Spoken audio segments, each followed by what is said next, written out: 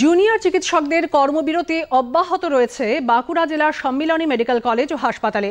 Supreme কোর্টের নির্দেশের পরও তাঁদের দাবিতে অনড় বিক্ষোভকারী চিকিৎসকরা তাঁরা জানিয়েছেন দাবি না মানলে কর্মবিরতি চলবে।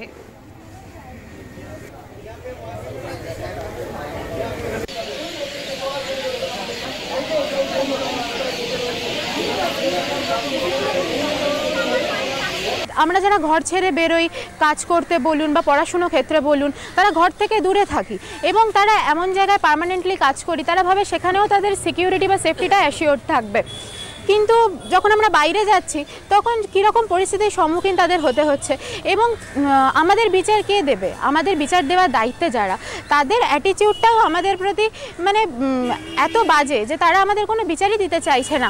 উই ওয়ান্ট জাস্টিস এবং আমাদের প্রপার বিচার চাই। যারা দোষী তাদের প্রপার শাস্তি চাই, যারা দোষী তাদের নাম পাবলিকলি ডিক্লেয়ার করা হোক, তাদের যথেষ্ট সাজা দেওয়া হোক, যাতে তা মানুষের মনে একটা ভীতি তৈরি হয় সেকেন্ড টাইম এই কাজটা করবার আগে।